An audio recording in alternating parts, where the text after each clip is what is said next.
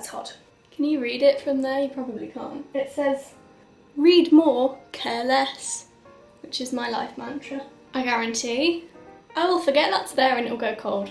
Hello everybody, I want to give you a name. I'm going to call you bookworms because I assume that if you're on this channel you like reading. So from now on you are bookworms. Hello bookworms and welcome back to my channel. I thought I would talk about my top 10 books. These are the books that I have saved over the years to my favourites shelf on Goodreads, and there's 11 on there. So I knocked one off and there we go, we've got a top 10. This is in no particular order, I've just got a pile on the floor and I'm just going to pick them up and talk about them. If you've come from one of my book social medias, then this will come as no surprise to any of you. The circus arrives without warning. No announcement precede it. It's simply there when yesterday it was not. The first book on my list is The Night Circus. I just love this book. I have reread it more times than I would like to admit. For those of you that haven't read this book, it is a magical realism fantasy book with a little bit of romance thrown in. It's set in the sort of late 1800s, early 1900s. It flips around time periods and between different characters, so it's sort of set over quite a few years. And it's about a mysterious circus. And that's all I really want to say, because the mystery of this book I think is what makes it so perfect. But yeah, I love this book with all my heart. This is my very well loved paperback. I'm the kind of person that when I love a book, I have to own multiple copies of it because I have to have my pretty one and then I have to have the one that gets read all the time. This is the one that gets read all the time. That is the pretty one, my gorgeous hardback. Am I tempted to buy the new cover?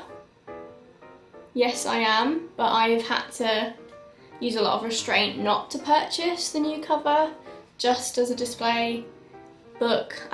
Yes, I buy books for display purposes. I mean, if it wasn't already obvious. Part of me is terrified for it to become popular though, because I don't want it adapted into screen. I mean, I'm an actor and I am a big fan of adaptations, and one of the things I do every time I read a book is I'm like, right, how would I adapt this to the screen? But this book, I don't want anyone to touch it because I just don't think the screen would do any of it justice that from what I saw in my head, if that makes sense. So selfishly, I don't want this to be adapted. The next book is The Hobbit by J.R.R. Tolkien. You know how I said that when I love a book, I always have one pretty copy and one copy that I read? Pretty copy, copy that I read. Originally, I had this on audiobook. When I was little, I didn't read. I'm dyslexic and really struggled with reading when I was a kid. Didn't read a physical book until I was 14 or 15, can't really remember. Fuzzy memory. But I had the audiobook to The Hobbit on cassette tape. Really shows my age. I used to listen to that story so much that I wore the tape out. Like, that's how much I listened to it. So this is definitely a nostalgic favourite for me. It just brings me comfort.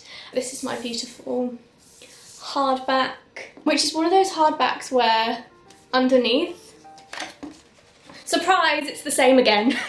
I'm a huge fan of Middle Earth. I love how short this is because I do love The Lord of the Rings, but The Lord of the Rings is long. Controversially, I really like the movies. I know they stray quite far away from the original story, but I love them. I have the extended editions of The Hobbit. I also have the extended editions of The Lord of the Rings. They're my comfort movies, like both of them. Yeah, I really love the extended editions of The Hobbit, and I feel like I'm on my own in that. Next is Fangirl by Rainbow Rowell. Fangirl is about a girl who writes fan fiction for a very popular book series that is a little bit like a book series that exists in this world that has 7 books in it about a boy. Harry Potter. But it's basically the story of how Kath is learning how to be a person in her own right because she's a twin. She's always sort of lived in the shadow of her twin because her twin is so much more confident than she is. But Kath is confident when she's writing fan fiction.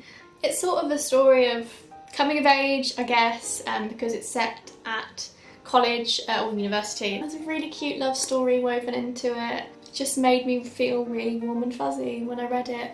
I haven't read it in a while. I feel like I'm due for a reread. Maybe if I read this again now, I might find it a bit young for me, because I did read this when I was a teen and I am now not a teen, but I remember really enjoying it, and it's always been a favourite. The next one is very popular and well known, and if you haven't read the book, you've probably seen the movie, and that's The Hunger Games by Suzanne Collins. I really love this book. Again, this is one that I picked up when I first got into reading, so I read this when I was 14 and devoured it. Like, I think I read the trilogy in like a week, which was kind of ridiculous for someone that had literally never read a book in their life. I also just love the story. I love dystopian, I love fantasy, and I love a good story of bringing down the government. People that have read the series and have also read the prequel, what are your thoughts on the prequel? Because I've heard very mixed things about the prequel. I have read the prequel. Personally, I enjoyed it. I'm a big fan of villains. I'm a big fan of villain origin stories, and yeah, I enjoyed, what's it called? Songbirds and Snakes. It's got a very long title. But yeah, let me know your thoughts in the comments if you've read it and what you thought about it. The next one's a bit of a random one because I'm not a huge fan of romance, but I did really enjoy this book, and it is Happily Ever After by Harriet Evans. It's basically about a girl who doesn't believe in happy endings, she doesn't believe in true love, and it's a story of how life pushes you in the weirdest directions, and most of the time you're like, why am I here? Like, what lessons are to be learned?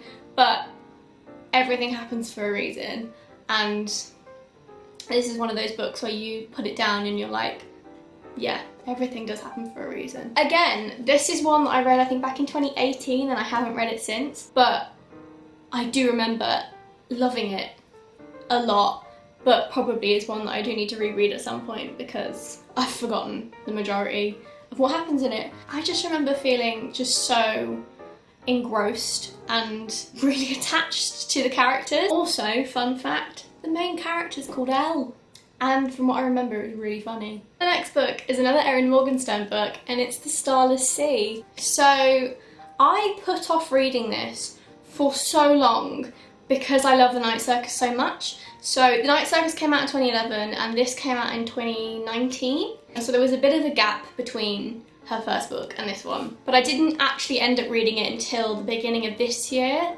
because I was so scared. Just because I love The Night Circus so much, and I just thought, well, I was worried that it was going to be a letdown basically. But thankfully, she didn't let me down. I absolutely loved this book. I mean, it's a modern fairy tale, a masterclass in storytelling. I mean, it's the most what the F is going on because nothing is explained. If you just immerse yourself and go with it, it is the most magical and beautiful story. Oh, I love it so much. If you're a fan of, again, magical realism, fantasy, really quirky characters, some really poetic writing, then pick this up. As soon as I finished it, I was like, yeah, that is going straight in my top 10. Also, look how beautiful this copy is. I mean, stop it. We have another contemporary, and it is Sweet Sorrow by David Nicholls. Again, this is quite a recent read. I read it at the beginning of the year. I'm a big fan of like awkward love stories, not sugar-coated basically. I'm a big fan of that. That's what this is. It's a story of first love. It's set in the summer of 1997 when Charlie Lewis is involved in an amateur production of Romeo and Juliet. I'm hooked already because Amdram, if you've done Amdram, you'll love this. Shakespeare, need I say more? See, I tabbed it. I think these were all things that I laughed at because it is very funny. The next one is the only classic on my list. It's The Picture of Dorian Gray.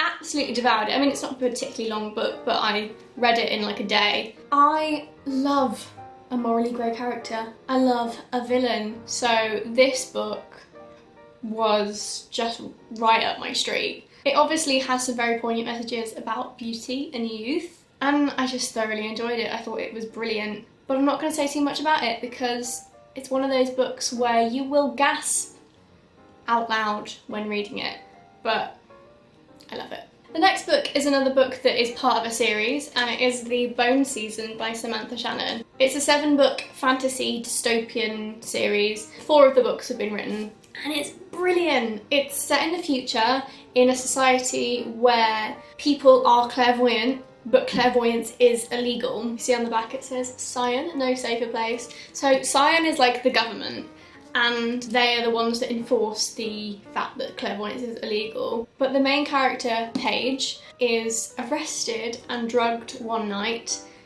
She's clairvoyant, by the way. And she's taken to the lost city of Oxford, where she finds out that not everything about Scion is exactly what she thought it was. I don't want to say too much because I don't want to spoil anything, but if you like fantasy, clairvoyance, monsters, a little bit of enemies to lovers, then read the series because oh my god, and it just gets better. I love the first book, and the first book definitely has like nostalgic elements for me. I read this when it came out, which was like 2013.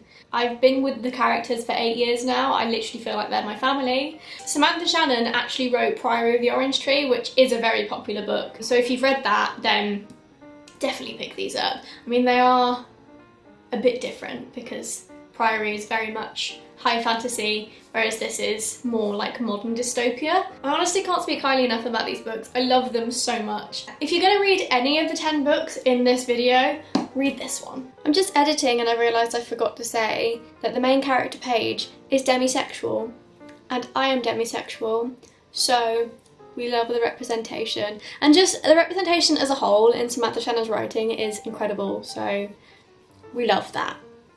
Now back to them. Okay, so it's time for some honourable mentions. Honourable mention number 1 is Harry Potter. I love Harry Potter, grew up with it, I listened to the audiobooks, but for obvious reasons, I don't really want to talk about it on this channel. And that's just a personal decision. I don't judge anybody who continues to talk about the books. Honourable mention number 2 is The Lord of the Rings. Basically, it's been ages since I read them. I've literally forgotten everything that happens in them. Obviously, I remember the movies. I watch the movies all the time, but hazy with the details on the books. I definitely need to do a reread at some point, very soon, but I picked The Hobbit because The Hobbit is in my heart. Honourable mention number 3. The Grishaverse. The reason the Grishaverse isn't in my top 10 is 1, because I don't know which book I'd pick, because there's 7 of them. I love the Grishaverse as a whole. Like, there's not a particular book that I love out of the Grishaverse. So I wouldn't say that they're my favourite book, but they're one of my favourite book universes, if that makes sense. The final book on my list is a very newcomer, and it's The Wolf and the Woodsman by Ava Reid. If you saw my review, you'll know how much I love this book. This is a proof copy, this is not what the final one will look like. I do have a copy of the final one on its way to me though, which I'm very excited about. This is what the cover will look like. I absolutely fell in love with this book. If you want to know my full thoughts, here, it'll appear somewhere, a link to my review of it. But, oh my god, I just honestly can't speak highly enough of this book. And I cannot wait for everyone to read it on June 8th, because I know that you're all going to read it on the day it comes out. It literally has everything I love about a book in it. It's fantasy, it has strong female characters, it has magic, it has monsters, it has gore, it has enemies to lovers, but the lovers isn't the most important bit, it's just sprinkled in. Oh, I just love this book, and it makes me make strange noises when I try and talk about it.